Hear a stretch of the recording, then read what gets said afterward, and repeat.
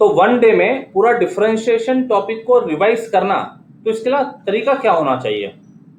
अब आपने बहुत प्रैक्टिस करके कम से कम डिफरेंशिएशन जो टॉपिक है, डेरिवेटिव्स पूरा पूरा, ये लगभग 1.5-2 महीने पढ़ा है। और पढ़ते समय जो आपकी प्रैक्टिस हुई है उसको रिवाइज करना है। तो रिवाइज करने के लिए बेस्ट मेथड होता है, आपके यदि मान लो शॉर्ट नोट्स आप बना रहे हो साथ साथ में, तो सही तरीका है। यदि वो नहीं किया होगा तो वो अब काम किया जा सकता है। कैसे, उसके बारे में हम बात करेंगे बाद में। अभी जो हमारे पास बुक है, टेक्स्ट बुक, वो टेक्स्ट बुक को ऐसे बिल्कुल पेजेस पलटा कर, हाँ ये मुझे पता है, ये मुझे पता है, और वहां जो जो चीज इंपॉर्टेंट है उसको रिकॉल करना। केवल पेज पलटाने से रिवीजन नहीं होने वाला, वहां जो कंटेंट है वो कंटेंट मैं रिवाइज कर पा रहा हूँ क्या, मुझे समझा है क्या, ठीक है। वो देखने के बाद में पेज पर जो भी कंटेंट आ रहा है उसको स्कैन, जैसा अपन करते हैं ना, मोबाइल से कोई पेज को स्कैन करते हैं, उसी तरह से अपने आईज से उस पेज का स्कैनिंग प्रॉपर हो रहा है क्या। यदि स्कैनिंग बराबर हो रहा है, इसका मतलब माइंड में वो चीजें पहले से स्टोर्ड है। वो इमेज बिल्डिंग, इमेज मैपिंग जो होता है ना, इमेज मैपिंग हो रही है, और वो आपको कॉन्फिडेंस दिलाएंगी कि हाँ ये चीजें तुमने पढ़ी है और ये तुमको पता है। तो ये कंसेप्ट को ध्यान में रखते हुए हम अभी आपके साथ स्क्रीन शेयर करते हैं, PDF of our text book maths paper 2 of class 12। तो डिफरेंशिएशन में क्या क्या पढ़ना था हमको, डेरिवेटिव आया कहां से, पहले थोड़ा सा जस्ट इसके बारे में बात कर लेते हैं। तो सबसे पहले लिमिट हमने पढ़ा, limit of a function. Limit of a function की जरूरत कब पड़ती थी, जब हम कोई एक्स पर फंक्शन की वैल्यू फाइंड नहीं कर पाते थे। यदि नॉट डिफाइंड कैटेगरी में आ जाता था तो उसके नेबरहुड में फंक्शन कैसा बिहेव करेगा ये फाइंड करते थे, which is called limit of the function, यानी behaviour of the function in a small neighbourhood of given point. Limit के बाद में हमने कंटिन्यूटी पढ़ा। कंटिन्यूटी में limit is equal to value, ये कंसेप्ट हुआ करता था। और फिर डेरिवेटिव पढ़ा, first principle of derivative which is in terms of limit. तो जब डेरिवेटिव की बात करते हैं तो उसके पीछे लिमिट का बैकग्राउंड है, तो लिमिट के बैकग्राउंड के कारण डेरिवेटिव एग्जिस्टेंस में आ गया। अब लिमिट के साथ एक रिजल्ट हुआ करता था, limit if exist then it is unique. तो यही कंसेप्ट डेरिवेटिव को भी लग जाएगा। जिस तरह से हमको यहां पर दिख रहा है derivative f dash a is in terms of limit, तो limit if exist then it is unique. तो डेरिवेटिव यदि किसी फंक्शन का एग्जिस्ट हो रहा है तो वो भी यूनिक होगा। ये ऐसा बोलकर कहीं बताया नहीं गया है, लेकिन ये चीजों को कनेक्ट कर सकते हैं। उसके बाद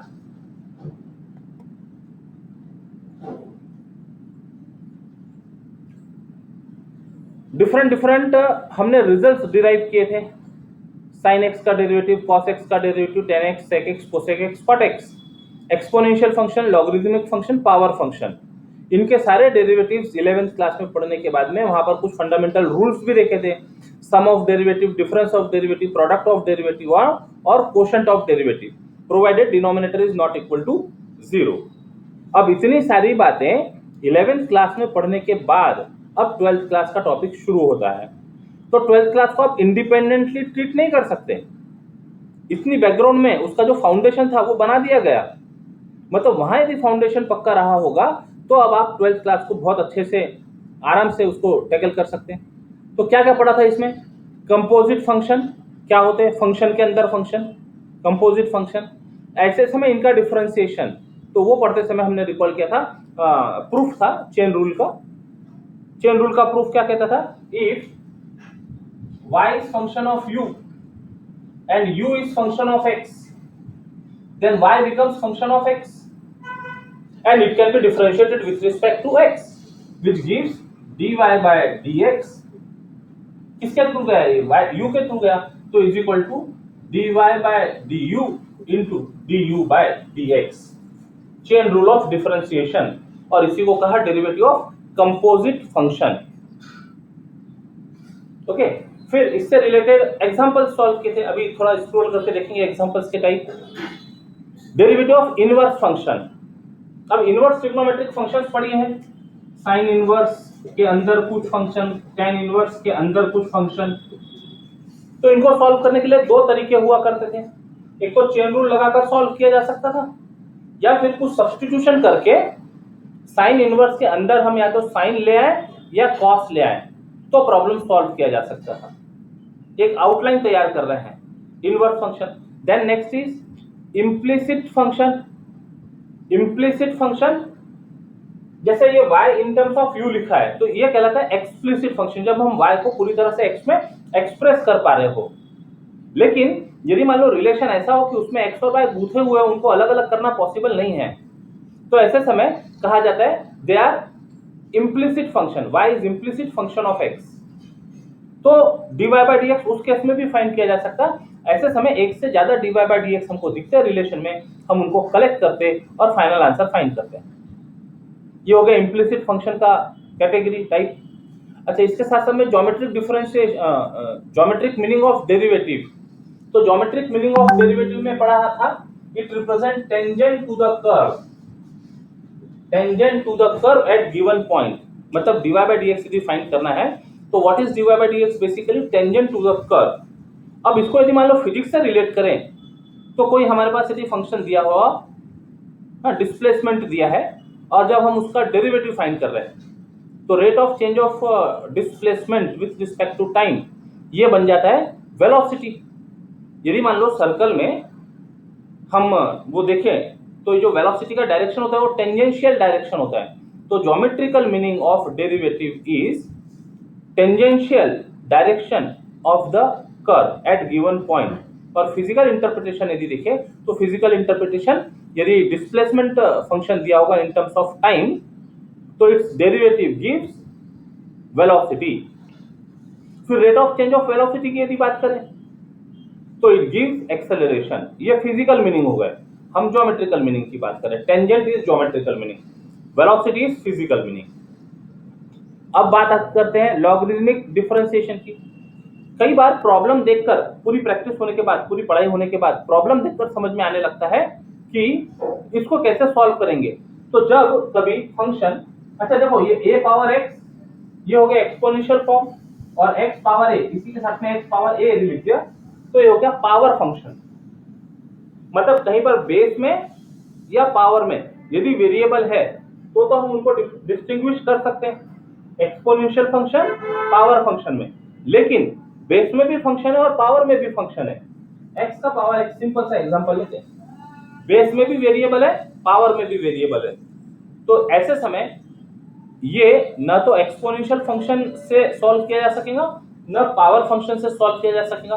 फंक्शन के पावर में फंक्शन बैठा हुआ है, तो ये जो ऊपर बैठा है ना, इसको नीचे लाना जरूरी है। कई बार लाइफ में हम जब तरक्की करते जाते बहुत ज्यादा ऊपर पहुंच जाते हैं, तो पहुंचते तो जाए ऊपर, लेकिन जो पोलाइटनेस है वो बनी रहनी चाहिए, है ना, हम्बलनेस बनी रहनी चाहिए। ये ऊपर बैठ के ना बहुत प्रॉब्लम क्रिएट करता है ये एक्स, तो इसको नीचे लाना जरूरी है। जब तक के नीचे नहीं आएगा तब तक के हम इसको डिफरेंशिएट नहीं कर सकते।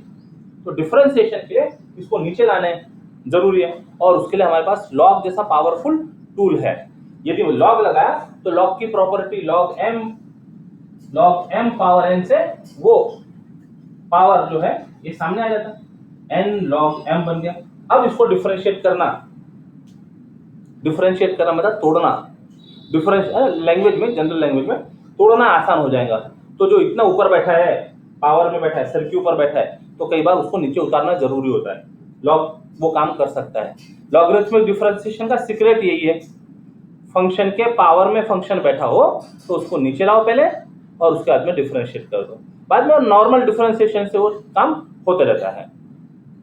ये बात कर ली अपन ने लॉगरिथमिक डिफरेंशिएशन की। फिर बात आती है डेरिवेटिव ऑफ पैरामेट्रिक फंक्शन, है ना, पैरामेट्रिक फोर्सेस, ऐसी वर्ड से रिलेट कर सकते हैं। कोई चीज पर डिपेंड कर रहा हो, यदि x और y अभी तो रिलेटेड थे एक साथ, x यदि किसी फंक्शन पर डिपेंड, कोई वेरिएबल पर डिपेंड कर रहा हो, y यदि सेम वेरिएबल पर डिपेंड कर रहा हो, तो ऐसे समय वो वेरिएबल कहलाता है पैरामीटर। t is parameter. तो x can be differentiated with respect to t, y can be differentiated with respect to t। तो dx by dt मिल गया, dy by dt मिल गया। फिर एक थ्योरम का प्रूफ किए थे कि dy by dx is equal to dy by dt upon dx by dt। वो वैल्यू रखकर हम हमारा काम कंप्लीट कर लेते हैं। ये हो जाता है पैरामेट्रिक डिफरेंशिएशन। और अब जब y is function of x हो, y is function of x हो, तो इसका derivative dy by dx is f dash x, which is again function of x or constant, it may be function of x or constant। तो उसको further differentiate किया जा सकता है। तो ऐसा करके जब दूसरी बार डिफरेंशिएट करते हैं तो वो देता है second order derivative, which is again function of x or constant, can be differentiated further।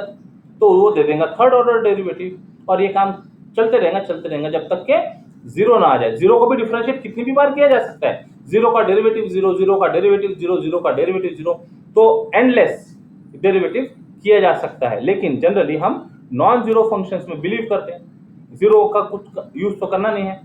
तो जब तक के नॉन जीरो डेरिवेटिव मिलते रहते हैं तब तक के हम हायर ऑर्डर डेरिवेटिव्स प्रॉब्लम के फाइंड कर सकते हैं। और उसी के साथ एक टॉपिक रहता है सक्सेसिव डिफरेंशिएशन, जो अभी आपके सिलेबस को जो रिड्यूस किया गया था उसमें से निकाला हुआ था। ठीक, तो ये तो हो गई आउटलाइन डिफरेंशिएशन की। अब जरा स्क्रॉल करते हुए चलते हैं। देखो ये सारी चीजें आपको याद आती है क्या? जहां जहां जरूरी होगा वहां वहां हम कमेंट्री करते जाएंगे, आपको देखते जाना है और चीजों को रिकॉल करना है। रिकॉल करना है मतलब अपने ये ऊपर जो है माला, इसका इस्तेमाल करना है, केवल देखना नहीं है। देखना तो आइस से हो जाएगा, अंदर का जो एलिमेंट है, थॉट जहां से क्रिएट होते हैं उसको थोड़ा सा काम करने दो। ये देखने के बाद में आप रिकॉल कर पा रहे हैं क्या? इसके पहले कभी तो भी देखा है क्या? एक अभी जो माहौल में चल रहा है, तो एक स्टूडेंट जाता है अपने पिताजी के साथ में मार्केट में, और एक जगह जाके ऐसा खड़ा हो जाता है और कहता है ये चीज तो मैंने कहीं देखा, ऐसा लगता है पिछले जन्म में मेरा इसके साथ कुछ नाता रहा है।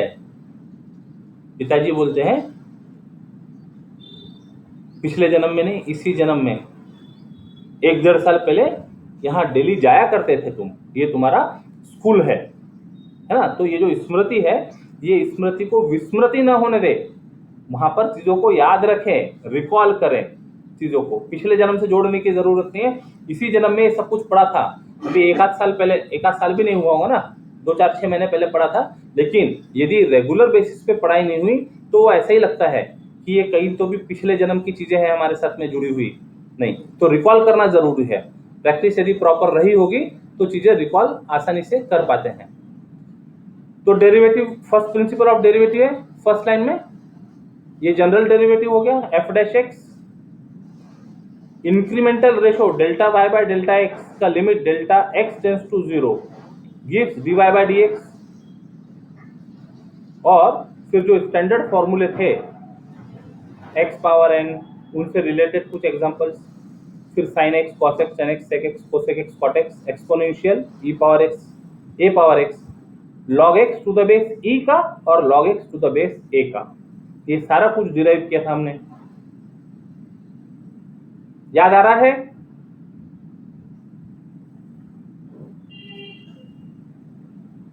याद आता है सब?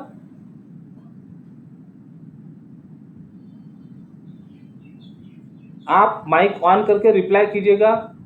चैट बॉक्स हम पढ़ नहीं पा रहे हैं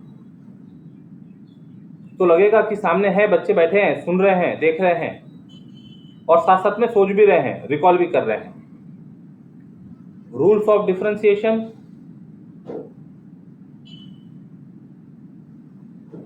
हेलो, हाँ ठीक, हाँ गुड गुड। ऐसा ऐसा ऐसा वहां से ना रिप्लाई आने के बाद में लगता है कि हाँ बैठे हैं, नहीं तो पता चला हम केवल स्क्रीन के साथ बात कर रहे हैं, है ना? थोड़े से ड्रॉबैक्स जरूर है, लेकिन ये टफ सिचुएशन में इसी ने बहुत काम आसान किया है ना? ये सिस्टम ने बहुत काम आसान किया है। Rules of differentiation for sum, difference of two function, product of two function, quotient of two functions. फिर डेरिवेटिव ऑफ कंपोजिट फंक्शन, ये dy by dx is equal to dy by du into du by dx। अभी हमने recall किया, theorem का proof की practice की होगी definitely आप लोगों ने। अब उसी के डिफरेंट वर्जन्स, यदि फंक्शन के अंदर फंक्शन के अंदर फंक्शन के अंदर फंक्शन हो तो उतनी बार चेन रूल लगा देंगे, वो सब चीजें मेंशन की हुई है। लाइफ में एक बार जिस क्लास में आप होते हो उस क्लास में लगभग हर सब्जेक्ट की एक बार बुक थरोली पढ़नी चाहिए। तो एकदम से अलग से बैठकर तो पढ़ा नहीं जाएगा। जब आप टॉपिक पढ़ रहे होते हैं तो टॉपिक के साथ ही साथ वो बुक पढ़ी जानी चाहिए। तो वो बुक इस तरह से पढ़ी जानी चाहिए कि वहाँ जो इंपॉर्टेंट पॉइंट्स हो, एक पेज पे तो बहुत सारे वर्ड्स रहते हैं, ऐसा मान सकते हैं 200-300 वर्ड्स रहते होंगे, तो अपने काम की जितनी चीजें उनको अपना खुद का एक सिंबल तैयार कर लें, ठीक है, और वो सिंबल वहां पर पुट कर दें। तो जब आप कभी रिवाइज करें, जैसा अभी आज कर रहे हैं, तो केवल वो पॉइंट आपने देख लिया तो आपको पूरे पेज का कंटेंट समझ में आ जाता है। ठीक। कंपोजिट फंक्शन का जो रूल था उसको अप्लाई किया है। फंक्शन का पावर n, अभी तक x का पावर n के लिए रूल था, अब वो जितने भी फॉर्मूले थे स्टैंडर्ड उनको कंपोजिट फंक्शन तैयार करके वहां रूल तैयार किया। तो हम क्या कहते थे, मेन फंक्शन देखो सबसे बाहर कौन है, पहले उसको डिफरेंशिएट करो अंदर का समथिंग बोलकर, और फिर अंदर वाले फंक्शन को डिफरेंशिएट करो। ठीक है, छापामार पद्धति कहते हैं इसको, शिवाजी महाराज की छापामार पद्धति थी। वो पीछे से जो पीछे से उनको एक एक को निपटाते जाते थे छापामार युद्ध पद्धति में। हमको भी वही काम यहाँ कंपोजिट डिफरेंशिएशन के साथ करना होता है। जो सबसे बाहर है, जो सबसे ऊपर है, वो फंक्शन का पहले डिफरेंशिएशन, उसके अंदर जो बैठा है फिर उसका डिफरेंशिएशन, उसके अंदर फिर कोई बैठा होगा तो उसका डिफरेंशिएशन। कब तक के, जब तक के x नहीं आ जाता लास्ट में, x का derivative with respect to x 1 हो जाता, वहां हमारा प्रॉब्लम कंप्लीट हो जाएगा। फिर सॉल्व प्रॉब्लम, ये तो अभी अब तो ये सब आसान लगते होंगे, ऐसे देख के लगता होगा इनको तो अपन ओरली सॉल्व कर सकते हैं। चलो इसकी बात कर लेते हैं। y equal to e power 10x, तो e पावर x नहीं है, e के पावर में 10x बैठा है, मतलब ये हो गया कंपोजिट फंक्शन। तो पहले मेन फंक्शन कौन सा, एक्सपोनेंशियल, उसका डेरिवेटिव लगा दो e पावर 10x इनटू कौन बैठा है अंदर 10x, उसका डेरिवेटिव sec स्क्वायर x, हो गया डेरिवेटिव। ठीक, ये सब सॉल्व प्रॉब्लम आप लोगों ने काफी अच्छे से प्रैक्टिस की होगी। अब अभी केवल हम फंक्शन कौन सा है मेन फंक्शन उसके बारे में बात करते हैं। चलो इसको देखते हैं। यहाँ पर log के अंदर cos x के अंदर x पावर 5 है, तो कोई बोलकर बताएगा इसमें मेन फंक्शन कौन सा दिख रहा है। मेन फंक्शन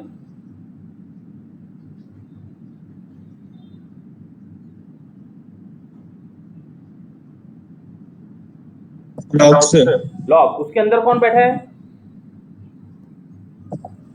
cos, और उसके अंदर कौन बैठा है, x टू द पावर 5। अब x पावर 5 किसका फंक्शन है, 5x नहीं, x पावर 5 किसका फंक्शन है, cos x का x पावर 5, ये जो हमने x power a x power n की बात की थी ना, this is function of x।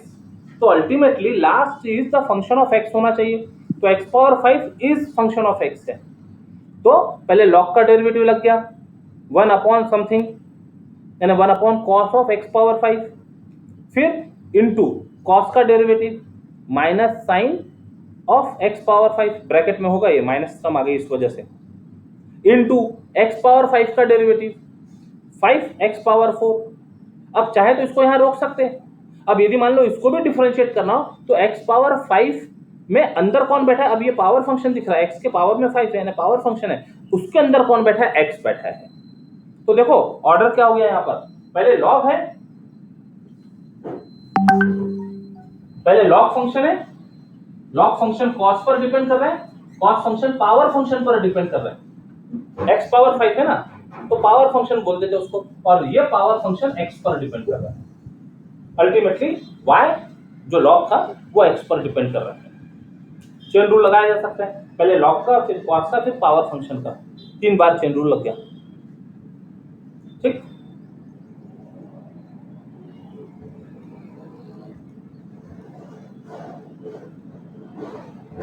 अब थोड़े से लेवल बढ़ते जा रहे हैं प्रॉब्लम के। ठीक है, लॉग की प्रॉपर्टी अप्लाई करके इनको ठीक ठाक करते हैं। लॉग की प्रॉपर्टी पता है हमको, log a into b is equal to log a plus log b, log a upon b is equal to log a minus log b, log of m power n, लिखा था मिटा दिया, log of m power n, n सामने log m, तो उनसे इनको simplify कर लेते हैं और फिर उनका डिफरेंशिएशन आसान हो जाता है। जितनी भी कॉम्प्लिकेटेड चीजें दिखती हो एकदम पहली नजर में, उसको सिंप्लीफाई करना पहले जरूरी है। एक बार सिंपल हो जाए फिर डिफरेंशिएट करते थे। पढ़ा है इस तरह के सारे प्रॉब्लम सॉल्व किए हैं एक्सरसाइज के।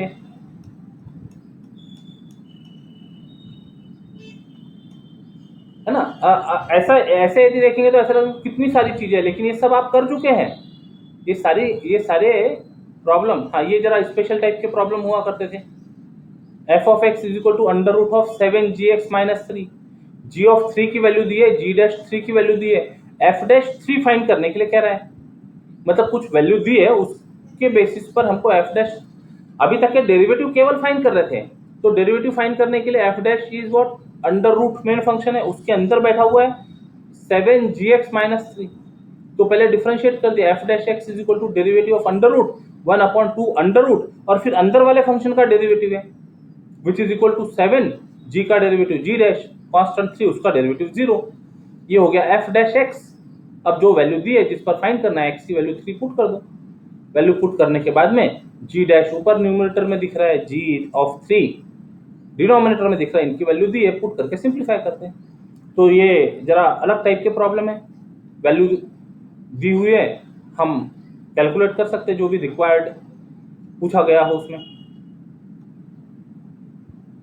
फिर उसी का थोड़ा सा एक लेवल बढ़ाकर इस तरह के प्रॉब्लम आ जाते हैं। अच्छा, ये बुक पढ़ते हुए ये जो हिंट वाले होते हैं ना, एक्टिविटी बोलकर, ये सब अभी रिवीजन के तौर पर आप सॉल्व कीजिएगा। यदि मान लो सॉल्व एग्जाम्पल को भी आपने प्रॉपरली रिवाइज कर लिया तो आपका रिवीजन कंप्लीट हो जाता है, क्योंकि अब लास्ट मोमेंट पर आप एक्सरसाइज के से 25-25 प्रॉब्लम तो सॉल्व नहीं कर पाएंगे, तो आपको केवल सैंपल प्रॉब्लम्स यदि सॉल्व कर लिया तो काम हो जाता है। थोड़ी देर पहले जो हमने कहा था ना कि आपके पास में समरी यदि हो तो काम आसान होता है। समरी मतलब एक चीज बताते हैं हम,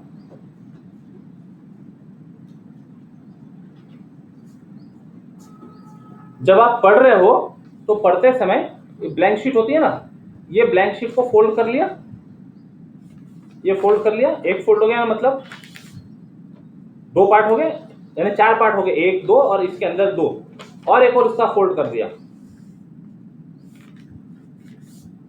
ठीक, अब यदि इसको ओपन किया तो यहाँ पर ऐसे 4 पार्ट दिख रहे हैं, 1 2 3 4, और पीछे 4 पार्ट, यानी 8 पार्ट हो गए। अब जब आप पढ़ते हो तो पढ़ते समय जो आपको इंपॉर्टेंट लगता है ना, ऐसा लगता है कि इनको हमको लास्ट टाइम तक देखना बहुत जरूरी है, तो बाकायदा टॉपिक का नाम और जो चीजें इंपॉर्टेंट लगती है, समरी जिसको कहते हैं, पूरे चैप्टर की समरी, उसको बनाना शुरू करना चाहिए। अब जैसे मान लो हमने जो प्रॉब्लम सॉल्व किया कंपोजिट फंक्शन का, तो उसका कोई एक सैंपल प्रॉब्लम आपको लगता है कि ये बहुत ज्यादा कॉम्प्लिकेटेड प्रॉब्लम है, तो कॉम्प्लिकेटेड प्रॉब्लम का एक सैंपल प्रॉब्लम सॉल्व करके रखें, ताकि उसको देखने के बाद में हमको पूरा कंपोजिट फंक्शन समझ में आ जाए। तो ऐसे करके आपने जो भी जरूरी चीजें वो सब लिखा, तो यकीन मानिए यदि इसकी प्रैक्टिस हो जाए तो ये एक पेज पूरा आगे पीछे मिलाकर ये डिफरेंशिएशन इसमें कवर हो सकता है। जिस तरह से हमने कहा इस तरह से इसमें पूरा डिफरेंशिएशन कवर हो सकता है। जब आपको रिवीजन करना हो तो आप बुक की भी जरूरत नहीं, बुक के 30-40 पेजेस कौन पलटाएगा इतना, ये एक पेपर को बस ऐसा रखा, चलते फिरते अपना डेली रूटीन में चलते फिरते माइंड को थॉट देना शुरू करना, माइंड में अपने आप से, अच्छा इसके बाद में क्या होता है, इसके बाद में ये टॉपिक था, उसमें क्या क्या करना होता है, उसमें ये करना होता है, इससे ये काम हमारा कंप्लीट हो जाता है। अपने माइंड को उस चीज में इन्वॉल्व करके रखना, और कहीं जाकर यदि रुक गए, मान लो कहीं पर ब्रेक लग गया, आगे नहीं बढ़ पा रहे, तो ये आपकी हेल्प करेगा ऐसे समय। ये आपका बनाया हुआ होना चाहिए, किसी दूसरे का नहीं, आपका खुद का बनाया हुआ होगा, तो आपको पता होगा कि आपने कहाँ पर कौन सी चीज लिखी है, और ये केवल रिवीजन के लिए है, ये एग्जाम में ले जाने के लिए नहीं है। नहीं तो लोग बोलेंगे अरे सर ये तो बहुत अच्छी चीज बन गई, एग्जाम में इसका यूज हो जाएगा। नहीं, ये एग्जाम के पहले के लिए है, ताकि एग्जाम आसानी से आप दे सकें। ठीक है, एग्जाम के पहले यूज करने की चीज है ये। अच्छा, आपके इमोजीज दिख रहे हैं अभी हमको यहाँ पर स्क्रीन पर, इमोजीज तो आ रहे हैं। हाँ, तो यदि मान लो कुछ क्वेश्चन पूछते हैं तो आप हम एक्सप्रेशन वगैरह, ओके ओके, बहुत बढ़िया बढ़िया इमोजी आ रहे हैं अभी आपके। ठीक है, बात समझ में आ रही है आपको, इसका मतलब कनेक्टेड है, ये मीडियम से हम कनेक्टेड है। चलिए ओके, तो ये कंसेप्ट समझ में आ गया। अभी आपको ऐसा समझिए कि बोनस टाइम मिल गया है, ये सब सिचुएशन की वजह से बोनस टाइम मिल गया। समय तो अच्छा नहीं है, लेकिन उसमें से हम अपने लिए क्या अच्छा निकाल सकते हैं, ये अभी थॉट प्रोसेस आपकी होनी चाहिए। ठीक, समय डेफिनेटली थोड़ा मुश्किल भरा है, लेकिन यदि मान लो हम यही सोच के चलते रहेंगे तो फिर हम ग्रोथ नहीं कर पाएंगे। और कई बार इसकी वजह से यदि हम चिंता फिक्र करना शुरू कर दें ना, तो हमारी उसका असर इम्यूनिटी पर पड़ता है। आपने बहुत सुना होगा इम्यूनिटी स्ट्रांग होनी चाहिए, इम्यूनिटी स्ट्रांग होनी चाहिए। इम्यूनिटी स्ट्रांग करने का बेस्ट मेथड है अपने माइंड को पॉजिटिव जगह, कोविड पॉजिटिव छोड़कर अपने माइंड को पॉजिटिव जगह कॉन्सेंट्रेट करो। और आपके पास बेस्ट मेथड है आपके सब्जेक्ट। ठीक है ना, आप अपने आप को सब्जेक्ट के साथ इन्वॉल्व करके रखो, तो ये एक्स्ट्रा का टाइम जो मिल गया है, ये एक्स्ट्रा के टाइम में आप काफी अच्छा रिवीजन कर सकते हो, ये जो तरीका बताया इससे प्रैक्टिस कर सकते हो, और साथ ही साथ में अपना स्कोर बढ़ाने के लिए तो मदद करे और कोरोना को भी दूर रख सकते हो। बिल्कुल, ये आप यकीन कीजिए, आप जितना अपने आप को इन्वॉल्व करेंगे, जब तक कि अपने थॉट प्रोसेस को उस डायरेक्शन में नहीं लेके जाएंगे, अपने सब्जेक्ट से मतलब रखेंगे, थोड़ा सा सेल्फ सेंटर्ड होना जरूरी हो जाता है ऐसे समय। अपनी ग्रोथ अपने हाथ में होती है। हाँ, फैमिली की जो रिस्पॉन्सिबिलिटीज होंगी, जो छोटे मोटे फैमिली के काम करने होते हैं, क्योंकि घर में नेचुरली कोई भी मेंबर रहता है तो सबका कुछ ना कुछ फैमिली में योगदान जरूर होता है। तो वो सब चीज़ों को ध्यान में रखते हुए अपने आप को मैक्सिमम टाइम स्टडीज के साथ जोड़ कर रखिए। चलिए, ज्योमेट्रिकल मीनिंग की बात आ गई। अभी हमने तो कुछ अलग मीनिंग की बात कर ली। Geometrical meaning is the tangent to the curve at particular point, at given point. ठीक है, इसका जो डिटेल्स है, वो सेकंड बनती थी, सेकंड को धीरे धीरे कम करके लाए तो वो एक लाइन पर टेंजेंट बनने लगती। जैसे ये फिगर में दिख रहा है आपको पी क्यू, ये सेकंड का काम कर रही है। अब यदि मान लो एक क्यू पॉइंट को कर्व के थ्रू ही पी के पास में लाए, तो ये जो लाइन की पोजीशन है, लाइन की पोजीशन पी पर टेंजेंट जैसे बनना दिखने लगेंगी, तो that will be the tangent to the curve at given point. ये कई बार शॉर्ट क्वेश्चन आंसर के लिए हो सकता है, what is geometrical meaning of derivative, तो it represent tangent to the curve at given point. और फिर इसका यूज हम एप्लीकेशन ऑफ डेरिवेटिव में करते हैं। डेरिवेटिव ऑफ इनवर्स फंक्शन, अब इसमें ना अलग अलग प्रकार के प्रॉब्लम होते हैं। जैसे प्रॉब्लम की कैटेगरी से लेकर बता देंगे। डेरिवेटिव ऑफ इनवर्स फंक्शन तो सीधे सीधे y को डिफरेंशिएट करने की बात नहीं करता, कभी कभी वो बोलता है finding derivative of inverse function. तो जब y फंक्शन ऑफ x हो और इनवर्स फंक्शन की यदि बात हो रही हो, y is function of x है और इनवर्स फंक्शन की बात हो रही है, इसका मतलब ये जो फंक्शन है ये 1 होगा और ऑन टू होगा। अब ये जो सब बातें ये फंक्शन का टॉपिक है, फंक्शन में सब पढ़ा होगा, तभी इनवर्स फंक्शन एग्जिस्ट होगा और इनवर्स फंक्शन मिल जाएगा f inverse y is equal to x। तो y is function of x, x is inverse function of y, ये ध्यान रखेंगे। तो इनके बीच की ये जो पार्ट है 1 1 एंड ऑन टू, ये अंडरस्टूड होता है। जब तक के 1 1 ऑन टू नहीं होगा तो इनवर्स फंक्शन की बात हो नहीं सकती। तो यहां से तो हमको dy by dx मिलेगा, y in terms of x, y x पर डिपेंड कर रहा है, तो जो इंडिपेंडेंट होगा वो नीचे होगा, जो डिपेंडेंट होगा वो ऊपर होगा, है ना। इंडिपेंडेंट को किसी के सहारे की जरूरत नहीं है, वो अपना बेस खुद बनाता है, और डिपेंडेंट उसके सर पर बैठा हुआ है। अब यहाँ पर x in terms of y दिख रहा है, x is inverse function of y, तो अब यहाँ पर x डिपेंड कर रहा है y पर, तो इसकी वजह से यहाँ हमको मिलेगा dx by dy। अब y इंडिपेंडेंट हो गया, रोल चेंज हो गए। जैसे ही फंक्शन इनवर्स हुआ, बोलते ना समय रहता है तो लोग हमारा साथ देते हैं, समय बदल जाता है तो लोग बदल जाते हैं, सब समय की बात होती है। तो अब फंक्शन का इनवर्स एग्जिस्ट हो गया तो रोल इंटरचेंज हो गए। अब y इंडिपेंडेंट है तो वो नीचे बैठा हुआ है, x डिपेंडेंट है वो उसके सर पर बैठा हुआ है।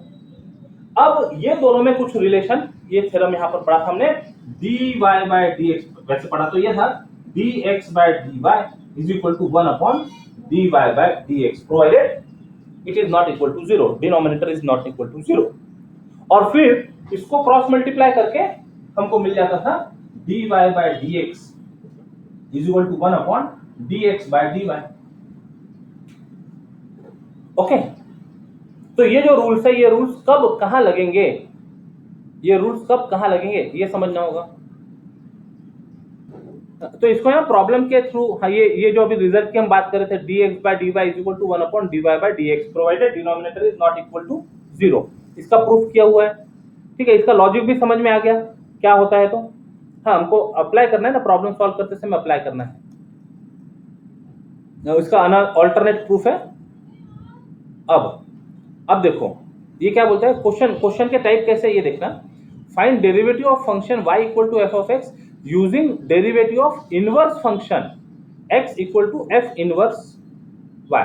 मतलब इसका डेरिवेटिव फाइंड करना है, y का डेरिवेटिव फाइंड करना है, लेकिन सीधा सीधा नहीं बोल रहा वो, using derivative of inverse function, यानी हमको पहले x का डेरिवेटिव फाइंड करने के लिए बोल रहा है और उसकी हेल्प से dy बाय dx फाइंड करना है।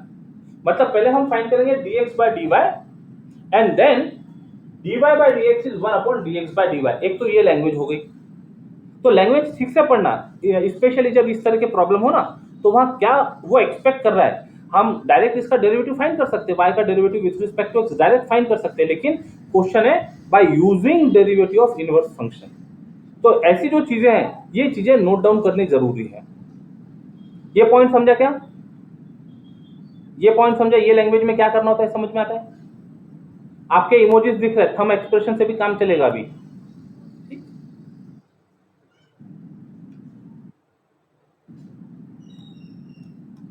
Good good. ये देखो हाँ, और फिर दूसरे टाइप के प्रॉब्लम थे।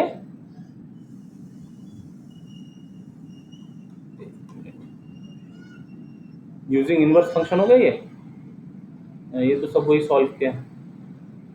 फाइंड डेरिवेटिव ऑफ, अब यहाँ find derivative of the inverse function y। Find derivative of inverse function of y, मतलब यहाँ केवल dx बाय dy फाइंड करना है, मतलब इसका जो इनवर्स फंक्शन होगा उतना ही फाइंड करना है। पहले क्या था, find y using its inverse derivative of inverse function. तो दोनों में फर्क है, कहां पर क्या फाइंड करना है ये ठीक से पढ़ने के बाद अटेम्प्ट कर। नहीं तो क्या होता है, हमको लगता है हमने तो सॉल्व किया बराबर, लेकिन उसने जो पूछा था वही सॉल्व किया क्या? यदि उसने जो पूछा और हमने कुछ अलग सॉल्व किए तो काम नहीं चलेगा। ऐसा ऐसा कई बार वो लोग करते हैं जिनके पास कंटेंट की कमी होती है, जिन्होंने थोड़ा कम पढ़ा होता है, तो कुछ भी पूछा हो ना उसने, मुझे जो आता है मैं पेपर में लिख कर आ जाऊंगा, उसको जो चेक करना है वो करे, नहीं करना है ना करे। तो ऐसा ना करें आप, जो वो एक्सपेक्ट कर रहे हैं पेपर में वही हम उनको दें। Derivative of standard inverse trigonometric function, अभी तक 11th क्लास में हमने 4 टाइप के power function, exponential function, logarithmic function और ट्रिग्नोमेट्रिक फंक्शन, इनके डेरिवेटिव्स देखे थे। इनवर्स ट्रिग्नोमेट्रिक के डेरिवेटिव्स यहाँ पर देखे हैं। तो ये 5वां टाइप हो गया inverse trigonometric function, sign inverse x का डेरिवेटिव, कॉस इनवर्स एक्स का डेरिवेटिव एक्सेट्रा। 3 याद रखने होते हैं, बाकी 3 में तो नेगेटिव साइन आ जाते हैं। ये इनके डेरिवेटिव्स हैं। साइन इनवर्स एक्स का 1 upon under root 1 minus x square. ये सब कंडीशंस डोमेन कोडोमेन की कंडीशंस होती है। हाँ, जब आप कॉम्पिटिटिव के एग्जाम करते हैं तब ये बहुत ज्यादा रोल इंपॉर्टेंट प्ले करती है। अपने स्टेट बोर्ड के लिए जो इनके रूल है ये सफिशिएंट है। कॉस इनवर्स में माइनस लग गया, tan inverse 1 upon 1 plus x square, cot inverse के लिए माइनस लग गया, सेक इनवर्स के लिए 1 upon x under root x square minus 1, यही फॉर्मूला यूज होता है। और कोसेक इनवर्स में माइनस लग जाता है। ठीक, फिर ये कंपोजिट फंक्शन है। यदि इनवर्स ट्रिग्नोमेट्रिक फंक्शन के अंदर कोई फंक्शन बैठा हो तो चेन रूल लगा के ये टेबल दिया हुआ है, और फिर ट्रिग्नोमेट्रिक इनवर्स ट्रिग्नोमेट्रिक फंक्शन के कुछ जो रिजल्ट्स थे 11th क्लास में पढ़े हुए, उनका सब समरी दे दिया है प्रॉब्लम सॉल्व करने के लिए। ये पूरे डेरिवेटिव में इनवर्स ट्रिग्नोमेट्रिक फंक्शन का जो आर्टिकल है ये थोड़ा लेंथी और इसमें डिफरेंट टाइप के प्रॉब्लम्स भी है। ये सारी जो आइडेंटिटीज है, प्रॉपर्टीज है, ये 11th क्लास में पढ़ा है। इसीलिए पहले के समय में लोग 11th को ना रेस्ट ईयर मानते थे और पूरा फोकस 12th में करते थे। इसके बहुत नुकसान हुए। 11th की चीजें पढ़ी नहीं और 12th में जब वो यूज हो जाता तो हेल्पलेस हो जाते थे, हैंडीकैप हो जाते थे। इसलिए अभी जो सिस्टम है वो सिस्टम ऐसा तैयार किया, आपकी पढ़ाई 11th में अच्छी रही होगी तो ही आप 12th कर सकते हैं। ये पहले लिमिट, कंटिन्यूटी सब ये इसी पेपर में पढ़ाया जाता था, ठीक है। और 11th सही में रेस्ट ईयर जैसा होता था। तो एक साल बच्चे अपने दिमाग का इस्तेमाल नहीं करे तो वो होता है ना, कोई चीजों को हमने इस्तेमाल नहीं किया तो जंग लग जाता है, तो उसके कुछ नुकसान हुए, इसलिए सिस्टम को चेंज करना पड़ा। और अभी फिर न्यू एजुकेशन पॉलिसी में तो और भी नए नए चेंजेस आए हैं, ठीक है। अभी वो अपना विषय नहीं है, अपन अपने टॉपिक में ही रहते हैं। चलिए, इनवर्स ट्रिग्नोमेट्रिक फंक्शन, फिर जो ट्रिग्नोमेट्रिक आइडेंटिटी है उसको देखते हुए कब कौन सा एक्सप्रेशन रहा तो क्या पुट करने से हम प्रॉब्लम को आसानी से सॉल्व कर पाएंगे, ये पूरा टेबुलेशन दिया हुआ है। आपने इसकी प्रैक्टिस काफी अच्छे से की है। फिर कुछ स्टैंडर्ड रिजल्ट्स डिराइव भी किए, sine inverse x plus cos inverse x is equal to pi by 2। ऐसे ही टेन इनवर्स कॉट इनवर्स के लिए हो जाएगा, सेक इनवर्स कोसेक इनवर्स के लिए हो जाएगा। और अब प्रॉब्लम आते हैं ये इस टाइप के। तो cos इनवर्स के अंदर 2x² माइनस एक्स है। अब देखो दो अप्रोच की बात करते हैं, दोनों अप्रोच ध्यान से सुनना। तो cos इनवर्स के अंदर यदि मान लो ऐसा कुछ एक्सप्रेशन दिखता हो, क्योंकि वहां ऐसा लिखा नहीं होता है कि कौन से मेथड से सॉल्व करना है, वहां लिखा होता है डिफरेंशिएट द फंक्शन। अब आपको आपके सामने इनवर्स ट्रिग्नोमेट्रिक फंक्शन आ गया, तो इनवर्स ट्रिग्नोमेट्रिक फंक्शन को सॉल्व करने के लिए आपके पास जो जनरल रूल है वो चेन रूल है। आपने cos इनवर्स का पहले डेरिवेटिव लगाया, फिर बाद में उसके अंदर जो है उसका डेरिवेटिव लगाया, प्रॉब्लम सॉल्व हो गया।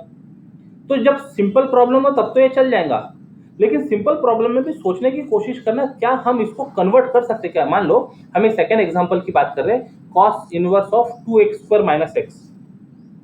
तो ऐसा कुछ हम वहां पर x की वैल्यू पुट कर सकते हैं क्या, जिससे वो अंदर वाला एक्सप्रेशन साइन फंक्शन या cos फंक्शन बन जाए? यदि नहीं हो रहा है तो चेन रूल से सॉल्व करना ही पड़ेगा इसको, और हो रहा है तो ये काम आसान कर देगा। तो यहाँ पर ऐसा कोई सब्स्टिट्यूशन नहीं कर सकते जिससे वो या तो कॉस फंक्शन दे दे हमको या साइन फंक्शन दे दे, तो इसको चेन रूल लगाना जरूरी है। ठीक है, मतलब प्रॉब्लम सॉल्व करने के पहले, अभी जो पॉइंट हम बोल रहे हैं ध्यान देना इस पर, प्रॉब्लम सॉल्व करने के पहले सोचो। एक बार आपने सोच लिया, आपके सामने आउटलाइन बन गई प्रॉब्लम की, फिर सॉल्व करना शुरू करो। यदि बिना सोचे आप प्रॉब्लम सॉल्व करना शुरू कर दें और बीच में आकर रुक जाए, तो उसमें ज्यादा टाइम वेस्ट होता है। तो टाइम कहां लगाना? प्रॉब्लम को स्टार्ट करने के पहले एक बार सोच लो इसकी आउटलाइन क्या होगी, और फिर सॉल्व करना शुरू करो। आपका पेन आंसर आने के बाद ही रुकेगा। चलिए दूसरे टाइप के प्रॉब्लम देखते हैं फिर, जहां पर अभी जो हम बात कर रहे थे वो सब्स्टिट्यूशन वाली वो लगती है क्या। अब जैसे ये है cot inverse, cot inverse cos x upon 1 plus sine x.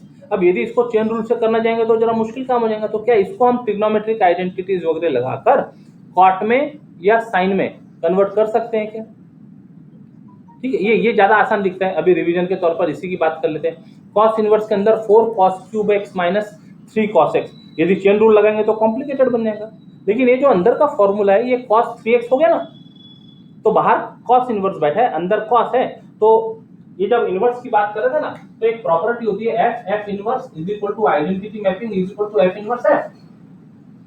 तो जब फंक्शन और उसका इनवर्स एक साथ आ जाए तो वो आइडेंटिटी फंक्शन बन जाता है, और आइडेंटिटी फंक्शन जब किसी पर ऑपरेट होता है तो वही वही हमको प्रोड्यूस करता है, i of x is equal to x।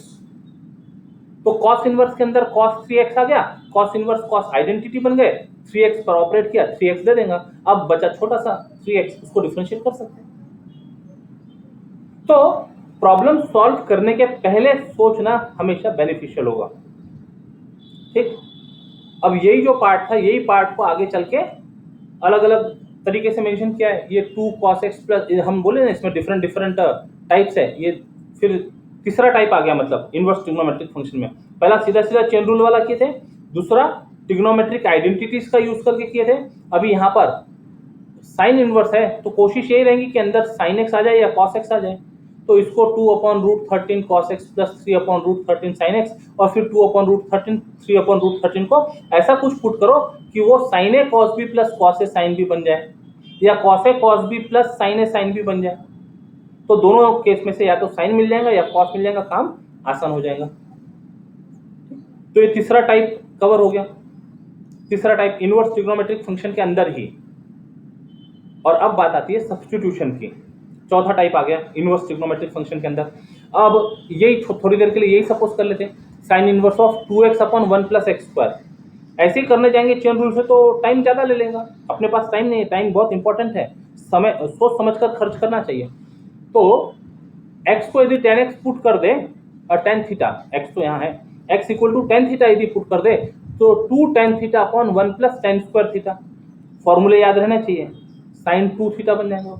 और sorry 2 tan theta upon 1 plus tan square से बराबर तो है ना, साइन 2 थीटा बन गया।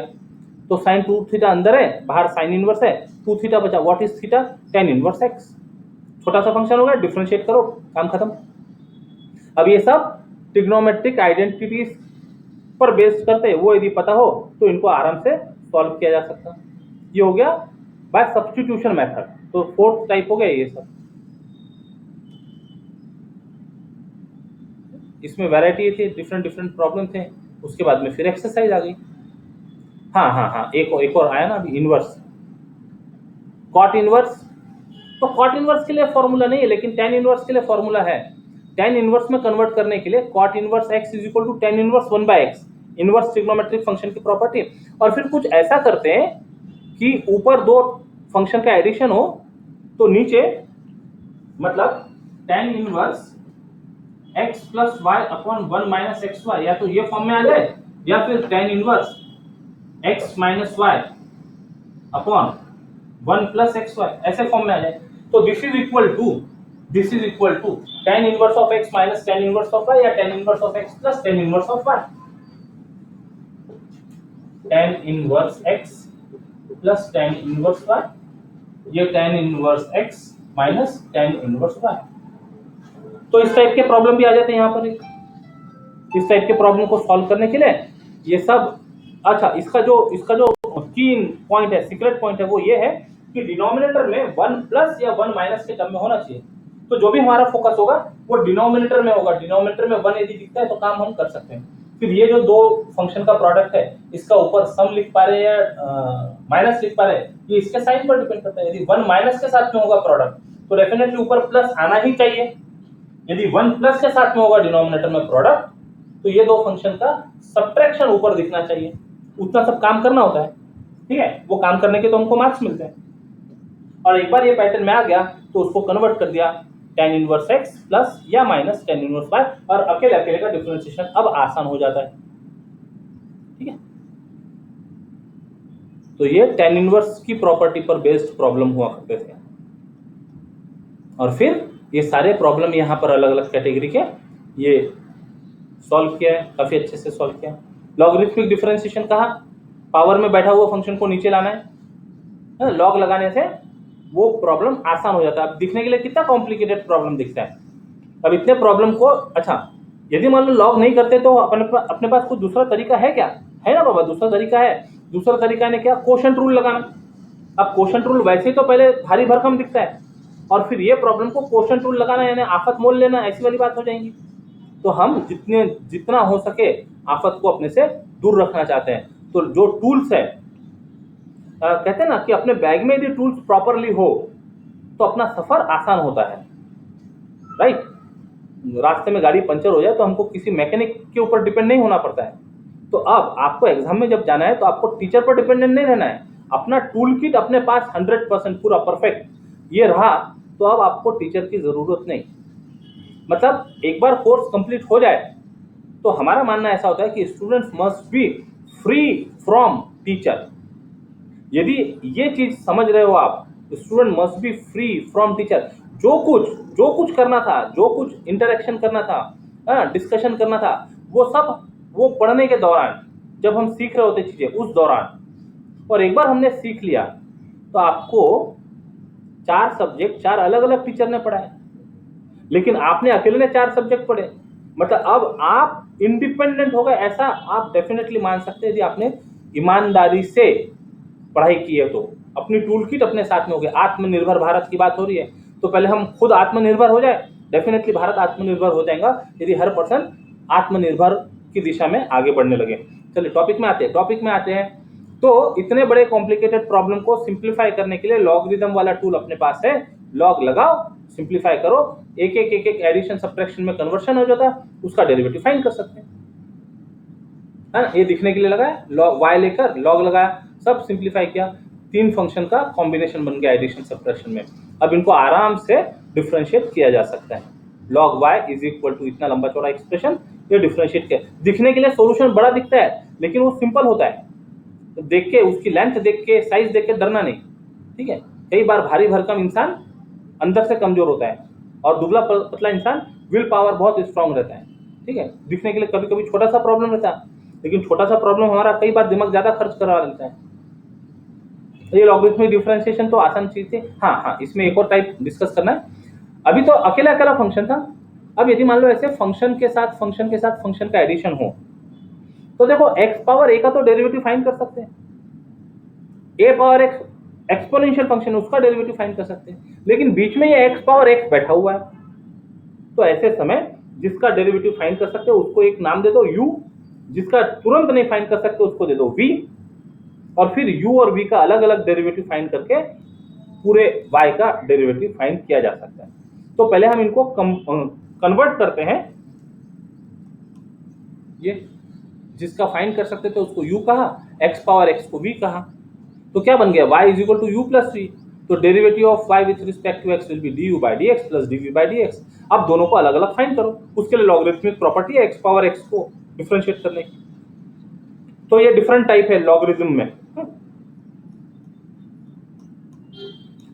ये कंप्लीट इम्प्लिसिट फंक्शन, फंक्शन के अंदर फंक्शन है, हम अलग अलग नहीं कर सकते उनको, तो एक से ज्यादा dy by dx दिखेंगे, एक से ज्यादा dy by dx दिखेंगे, ये एक सीधा सीधा फंक्शन ले लिया, एक्स वाई, ज्यादा झंझट करने की जरूरत नहीं ना, वाई को इन टर्म्स ऑफ एक्स कौन सोचेगा, अपने पास टूल है, डिफरेंशिएट कर दो, एक से ज्यादा dy by dx दिखेंगे, उनको कलेक्ट करो, बाकी की चीजों को राइट हैंड साइड में भेजो, dy by dx मिल जाएंगे, है ना। अब आप खुद सोचकर देखिए, जब ये सारी चीजें आप पढ़ने के थे तब तो कुछ पता ही नहीं था ना क्या है उसके अंदर, अब सब पढ़ लिया है, तो पढ़ लिया तो अब देखने से स्कैन कर सकती है आपकी आंखें, वो पूरे कंटेंट को स्कैन कर सकती है। और इसीलिए कहते हैं कि जिस क्लास का बच्चा जो पढ़ाई कर चुका हो, एग्जाम दे दिया हो, तो वो अपने छोटे भाई बहन को पढ़ाने लायक हो जाता है। मतलब आपने 12th क्लास यदि पढ़ लिए, एग्जाम दे दिए, तो आप डेफिनेटली, आपके घर में कोई छोटे भाई बहन है तो उसको आप 12th क्लास का पढ़ा तो सकते हैं, ठीक है, और उस डेफिनेटली समझ में भी आ जाएगा बच्चों को, उससे आपकी भी स्किल डेवलप होती है। तो रिवीजन करते समय आप कोशिश करें कि अपने आप को पढ़ा रहे हो, ऐसा करके रिवीजन करें। अब इसमें अलग अलग टाइप के प्रॉब्लम आते हैं, कोई रिलेशन दिया होता है और शो दैट करना होता है, dy by dx is equal to y by x। अब देखो, जब केवल फाइंड करने की बात हो, फाइंड dy by dx, तो जहां हमने फॉर्मूले लगा दिए वहां पर उसको लाकर छोड़ सकते हैं, लेकिन जब शो दैट की बात होती है तो शो दैट के लिए जो चाहिए वहां तक के उसको सिंप्लीफाई करना पड़ता है, वहां तक के सिंप्लीफाई करना होता है, करेक्ट। तो यहाँ थोड़ा सा काम बढ़ जाता है, लेकिन शो दैट करने के लिए इतना सब करना पड़ेगा। ये अलग अलग टाइप की वैरायटी ऑफ प्रॉब्लम्स है। हाँ, अब सेक इनवर्स, इस तरह के प्रॉब्लम किसी भी इनवर्स फंक्शन के साथ बैठा जा सकते हैं। तो sec inverse, tan inverse, quarter inverse जो भी है, और इधर है कांस्टेंट, यदि हमने शिफ्ट कर दिया तो प्रॉब्लम आसान हो जाता है।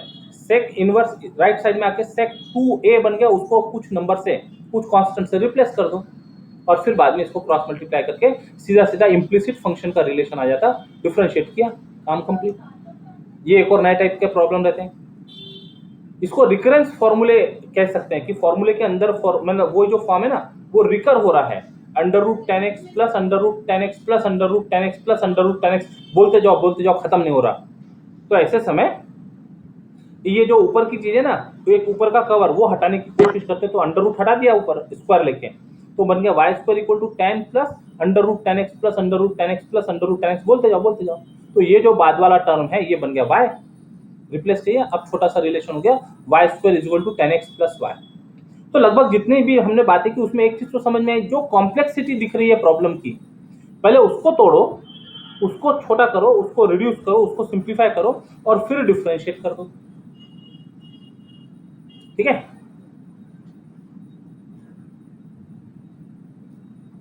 ये सब उस कैटेगरी से प्रॉब्लम सॉल्व हो जाता है। पैरामेट्रिक डिफरेंशिएशन, एक्स और वाई किसी तीसरे वेरिएबल के टर्म में दिए हुए हो और dy by dx फाइंड करना हो, तो सब थ्योरम के प्रूफ भी प्रैक्टिस करने आपको, x in terms of t है, y इन टर्म्स ऑफ, अच्छा अब यहाँ पर अभी तक के जितना कुछ पढ़ा है, तो कोई भी कॉम्बिनेशन में प्रॉब्लम आ सकते हैं x और y में, हो सकता है कहीं लॉगरिथम से सॉल्व करना हो, कहीं इनवर्स ट्रिग्नोमेट्रिक से सॉल्व करना हो, कहीं सब्स्टिट्यूशन करके सॉल्व करना हो, ठीक है। तो उतनी प्रैक्टिस होने के बाद में ये आसान हो जाता है। अब जैसे यहाँ दिख रहा है x is function of theta, y is function of theta, तो dx by d theta find किया, dy by d theta find किया, then by rule of parametric differentiation dy by dx is equal to dy by d theta upon dx by d theta, value put करो। अच्छा, यहाँ एक common mistake कर जाते बच्चे कई बार, फॉर्मूला तो बराबर लिखा, dy by dx is equal to dy by dx is equal to dy by d theta upon dx by d theta, formula लिखा, लेकिन वैल्यू पुट करते समय ना पहले dx by d theta find किया होता है, तो वो ऊपर रख देते और बाद में जो फाइंड किया dy by d थीटा वो नीचे रख देते, सब इतना किया कराया, पानी फेर दिया। ये केयर लेना चाहिए। आपने जो जिस ऑर्डर में लिखा है ना, फॉर्मूला तो चेंज नहीं कर सकते। अब आपने डेरिवेटिव पहले dx by D theta find किया होता है generally, dy by D theta बाद में फाइंड किया होता है। तो पुट करते समय ये सावधानी रखनी पड़ेगी, ठीक है। सावधानी हटी, दुर्घटना घटी, तो ऐसा ना हो। ये एक इंपॉर्टेंट पॉइंट है, इसमें ध्यान देने का। तो इस तरह के प्रॉब्लम सॉल्व होते चले जाते हैं। अब इसमें एक और टाइप आता है, differentiate one function with respect to another function. Differentiate one function with respect to another function. ये तो जैसे दो फंक्शन यदि दिए हुए हैं तो हम पहले वाले को जनरली ले लेते हैं u 7 पावर x, और दूसरा फंक्शन है x पावर 7, तो उसको ले लेते हैं v x पावर 7। तो अब u is function of x, v is function of x, तो ये क्या देगा हमको, du by dx देगा। ये देगा हमको dv by dx, dv by dx। हमको तो फाइंड करना था u का derivative with respect to v, मतलब हमको फाइंड करना था du by dv, लेकिन हमारे पास है du by dx और dv by dx, तो मतलब पैरामीटर का काम कर रहा है x वहां पे।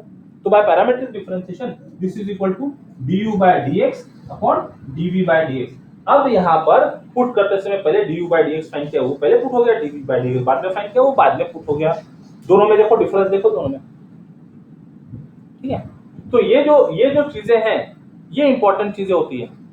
रिवीजन के समय ऐसी चीजों को रिकॉल कर लेना बेटर होता है। ये पॉइंट समझ में आया क्या सभी को, पैरामीट्रिक डिफरेंशिएशन का? अक्सर यहां पर मिस्टेक करते हैं बच्चे सब्स्टिट्यूट करने में, बाकी सब अच्छे से करते हैं, परफेक्टली सॉल्व करते हैं। सब्स्टिट्यूट करने में ऊपर dx बाय डी थीटा करते थे क्योंकि वो पहले फाइंड किया होता है, और फिर dy बाय डी थीटा वो बाद में फाइंड किया होता है, तो उसको बाद में पुट करते थे। तो ऐसा नहीं करना, कहां पर इसका रोल है उसको उसी जगह पर सब्स्टिट्यूट करना। ये हो गया पैरामीट्रिक डिफरेंशिएशन की बातें, फंक्शन एक फंक्शन का डेरिवेटिव दूसरे फंक्शन के साथ, और इसके बाद बात आती है हायर ऑर्डर डेरिवेटिव। एक बार यदि हमने फंक्शन फाइंड कर लिया हायर ऑर्डर डेरिवेटिव, एक बार फंक्शन फाइंड कर लिया y is equal to f dash x, y equal to f of x, तो f डैश x तो which is function of x और कांस्टेंट, उसको फिर से डिफरेंशिएट किया जा सकता है। सारे रूल अभी तक के जो पढ़े वही रूल अप्लाई करते जाओ, जितने ऑर्डर का डेरिवेटिव फाइंड करने के लिए कहा है उतने ऑर्डर। जनरली इसमें शो दैट के प्रॉब्लम होते हैं, second order derivative equal to show ऐसा करके ये फाइंड सेकंड ऑर्डर डेरिवेटिव, तो पहली बार डिफरेंशिएट करो, दूसरी बार डिफरेंशिएट करो, प्रॉब्लम कंप्लीट। फिर शो दैट के प्रॉब्लम आते हैं,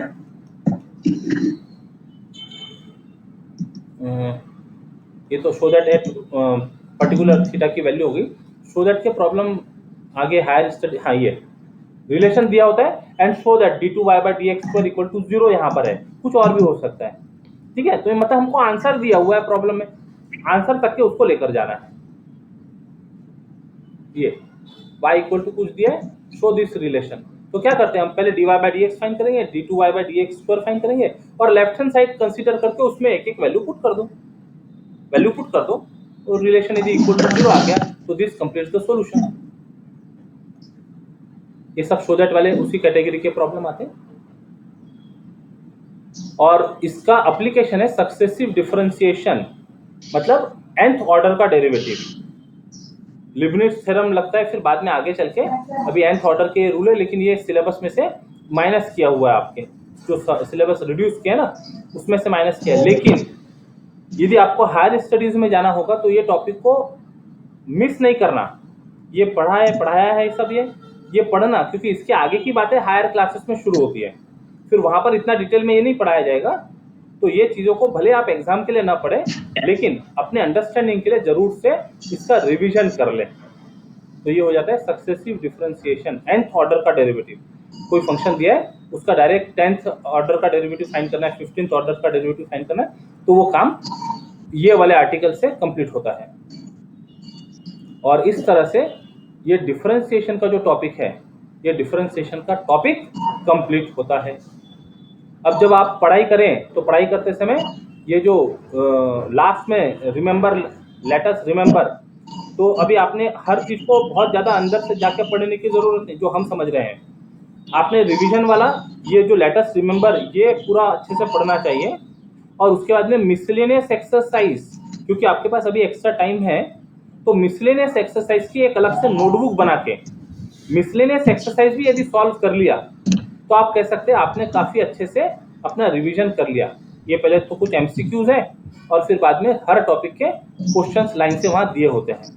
तो अब आपने बाकी की चीजों को भी छोड़ दिया, केवल मिसलेनियस एक्सरसाइज पूरी पूरी सॉल्व कर ली, तो आपका चैप्टर पर कमांड काफी अच्छे से हो सकता है। ठीक है, तो आज के लिए समय तो हो गया कंप्लीट, और ये एक सवा घंटे में जिस तरह से रिवीजन किया जा सकता था वो अपनी तरफ से करने की कोशिश की। उम्मीद है इससे कुछ हेल्प आप लोगों को मिली होगी। ये जो पर्पस से last minute revision classes organise की है, इससे थोड़ी बहुत हेल्प डेफिनेटली आप अच्छा दिखा रहे, आप हम दिखा रहे, ओके थैंक यू। तो अभी नेक्स्ट टॉपिक हमारा होगा एप्लीकेशन ऑफ डेरिवेटिव्स। आज डिफरेंशिएशन कंप्लीट हो गया है, कंप्लीट हो गया मतलब रिवीजन के तौर पर कंप्लीट हो गया। आपको जब तक एग्जाम नहीं हो जाती तब तक के सब्जेक्ट का साथ छोड़ना नहीं है, ठीक है, सब्जेक्ट को साथ में रखना जरूरी है। एक बार एग्जाम हो गई तब आप कह सकते हैं अब मैंने अपना काम कंप्लीट कर दिया, अब जो देखना है वो वैल्यूअर देखेगा, बोर्ड देखेगा मेरा रिजल्ट। अब आप थोड़ी देर के लिए सब्जेक्ट से अपने आप को दूर कर सकेंगे एग्जाम के बाद में, लेकिन एग्जाम तक सब्जेक्ट को अपने से दूर मत होने दीजिए, ठीक है।